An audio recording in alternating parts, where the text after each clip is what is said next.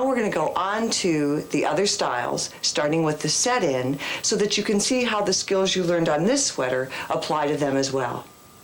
The back and front start the same as the drop shoulder, back and front, until we get here. At the underarm point, we bind off some stitches. Next, there's a series of decreases, usually every other row, and again, at these curves, I put the decreases right at the very edge and leaning in the direction of the curve, just like I did at the neck edge. But here are some new lines. The shoulders are not straight across, but they slant, and the sleeve cap is a curve. Patterns usually have you shape these lines by binding off in steps. The directions say bind off 5 stitches at the beginning of the next 6 rows, for example. And if you do bind off in steps here, you end up with edges that are plain nasty to sew together. I mean, they're bumpy and lumpy, and you almost never can sew these into a good-looking seam. Fortunately, there is a very fine alternative to this, and it is called short row or partial knitting. Here's the opposite diagonal. Now, short rows are literally that. Rows that are shorter than the ones that are above them or below them. In order to accomplish this little diagonal across here where we have live stitches, we knit to there, turn around and come back, knit back to around there. Again, shorter rows, progressively shorter rows. The only thing that's different about short rows, or that's tricky about it, is you have to do a little bit of fancy footwork at each of these places where you turn around to close up any holes or gaps that you may have. We're going to start with the right-leaning diagonal. Goes from the bottom left to the upper right, and we're going to work it on the right side of the fabric. I have 16 stitches on this little swatch. Let's say my pattern told me to bind off 4 stitches at the beginning of the next 4 rows at this edge. Instead, I have knit to those last 4 stitches, or my turning point. Each one of those bind-offs defines a turning point. I stop, I slip the next stitch to the right-hand needle, bring the yarn around, slip that stitch back, take the yarn to the back, and turn the work. Now notice that the yarn is ready for me to purl again. Slip that very first stitch and purl all the way back to the end of the row. When you've completed that at every step, you end up with this.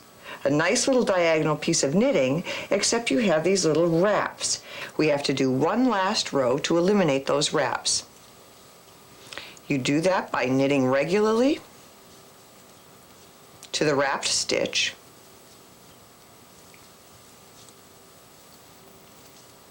when you get to that wrap, insert the needle into it, insert it into the regular stitch, knit the two together, and pull them off. Again, all the way across the row, and you will have finished your right-leaning slant. For this left-leaning slant, we'll work it from the purl side, and you purl to your first turning point. Again, stop, slip that stitch, take the yarn around. This is actually the same process, you're just doing it from the opposite side.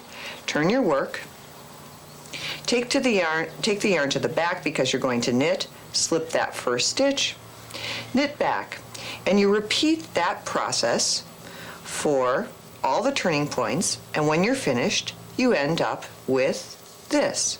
This time, when our wraps are completed, we're working from the purl side. Again, we work to the wrap stitch, and we have to somehow give a last row that's going to eliminate those wraps.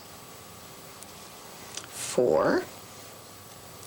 Here's our wrap. This time we lift it from the back loop of it onto the needle and just purl those two together. Again.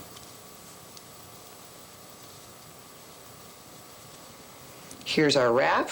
We lift the back loop onto the needle, purl those two together. That wrap automatically falls behind. And you do that all the way across, and you're left with a nice diagonal piece of knitting with live stitches. Here are some of the places you would use this technique. For a shoulder, put the stitches on a holder or double-pointed needle to save for later when you can knit the shoulders together just as we did for the drop shoulder style. For a scoop neck or a sleeve cap, just bind off regularly and you'll pick it up or put it into a seam later. We go back to look at the pieces for the set-in style, and once you knit the shoulder seams together, you're ready for the sleeve. We almost always work the sleeve from the bottom up. That means that you need to increase along these sleeve edges instead of decrease. And just as your decreases should always be mirror images, so should your increases. There are many kinds of increases, but I'm going to show you one mirrored pair that's a little bit uncommon and very handsome. They're called lifted increases. There is a right one and a left one, but the differences are so subtle that you can hardly tell. They're especially good to use on sleeves. These increases need to be worked in at least one stitch from the edge, and the easiest way to place them is probably to choose a stitch near the edge. I've chosen the second one here. And you always work the increase either before that stitch or after it. The right leaning increase on this right or knit side is done like this. You knit to the stitch, go down into the row below, lift that stitch onto the needle, knit it off, knit the next stitch off, and continue across your row. As you approach that from the purl side, here's the second stitch from the end, and I want it to lean right on the opposite side. It's leaning left on this back side. You knit that stitch, purl it in this case, and go down 2 rows below, lift that purl up, purl it, purl the end stitch. You noticed on the right side we went 1 row below, and on this side we went 2 rows below. The left leaning decrease on the knit or right side of the fabric is worked a little bit differently. I'm going to work this increase after the 3rd stitch in just because it's a little easier for you to see. I work to the stitch, I knit it,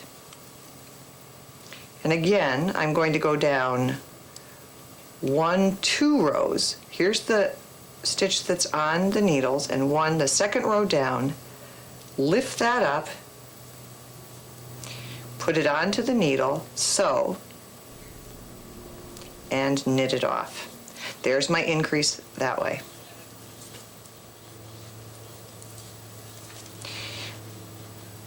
When it comes time to work that on the purl side, you usually have to work a few rows in between here.